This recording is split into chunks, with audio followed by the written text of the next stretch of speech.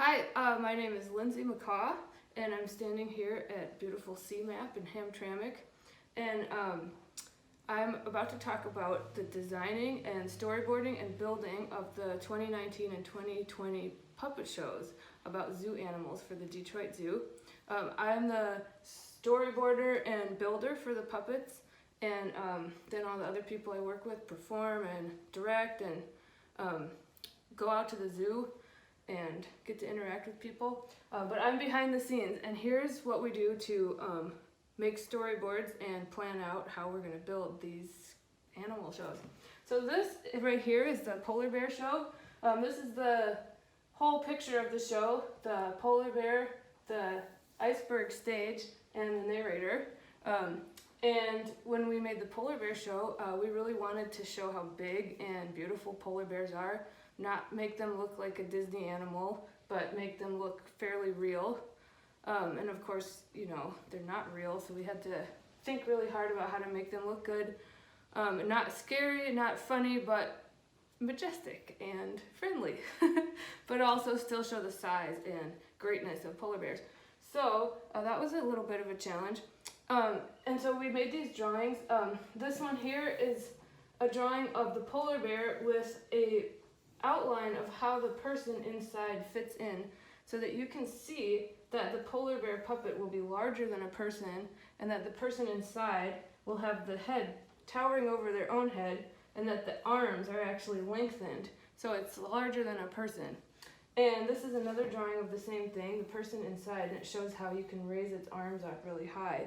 If you think of a person as being 5.5 or 6 feet, then you can tell that this polar bear is going to be about 7.5 or 8 feet tall, which I think in reality it is about 7.5 feet tall. And if you watch the polar bear show, I'm just going to say it might be me and the polar bear, and it's pretty fun to be in there. So one important thing that we had to design around was the idea that the shows, maybe besides this year, because we changed our program this year and did things online, but last year and maybe in the future, all the shows are mobile because they roll around the zoo and we gather audiences and perform them, so they needed to roll around. So we designed all the stages to be fit on a bike trailer. You can see here I indicated that vaguely with some wheels, but all of these are designed with the idea that this 2.5 by 3 foot bike trailer is underneath and it's mobile, and so they're all designed to be lightweight and to contain all of their elements as you walk around with them. So that's a parameter we had to work around, and it made it kind of fun. So this is how we communicated between the director and the zoo people about how we were going to build this, and they saw these drawings and they thought it was a good idea, so we did it. So please watch the show and you'll get to see what it looks like.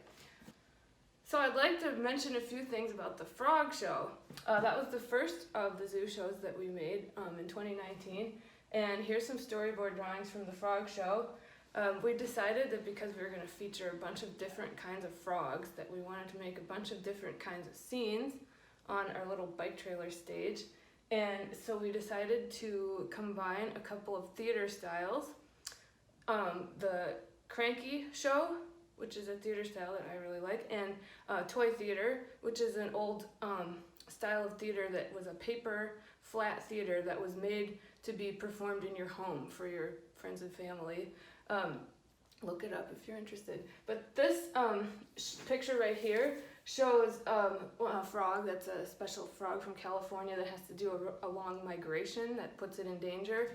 And we wanted to show it hopping along and then its background moving. So it moves from the forest to the roadway, has to cross a road and into the water, and we have that whole scene as a cranky show, meaning that you scroll the picture by and the puppet kind of stays in the middle of the stage and you get to see its scenery moving. It's very cinematic, but low tech in a very pleasing way.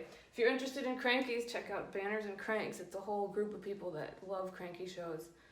And so then this is another drawing where we have a different kind of frog, and this is 2 pieces of scenery that come together, and they also get to have their own special background of like a woodland forest.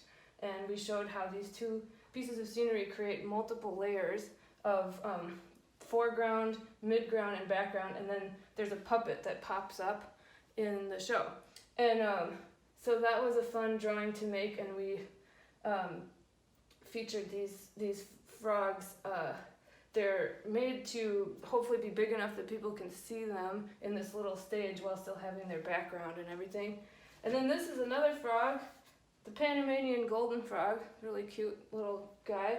And he has a special movement that was part of the frog show story. So we made him have his own little moving body part so that he could do his movement, which is, I guess, some kind of waving. I'm not very good at it because I'm not a frog. But so this is how we designed the show, and then if you see the frog show, you'll see that it kind of looks like that. Pretty much came out the way we designed it. Now I'd like to talk a little bit about the gorilla show, which is the most recent one that we made in 2020. And it was a really fun show. I'm a particular fan of gorillas, so I was very excited to get to do this. So when we decided we wanted to make a gorilla show, it's about gorillas' interaction with their habitat and how it's being destroyed by people mining coltan. So it's kind of sad, but it's also really great to talk about gorillas and how awesome they are. So we wanted to make a realistic gorilla that was fun to watch and had realistic movement, which is a little bit of a challenge, but it was really fun to do. And one of the main things that I had to do as a storyboarder was try to figure out the scale and how we would build the puppet and how it was going to fit onto our bike trailer sized theater and then be able to be operated by the puppeteers. And so we decided on a gorilla puppet. I think the gorilla puppet in the end, it's about 18 inches tall when it's hunched over, and it's about 21 inches tall standing up. And then we wanted it to interact with a tree because of course they have a relationship with trees. And when I first started designing the stage, we realized that the gorilla, if it's that tall, 21 inches, is going to need a pretty big tree, but we didn't want it like 8 feet tall. So we had to figure out how to make it. I think the tree in the end is about 44 inches tall.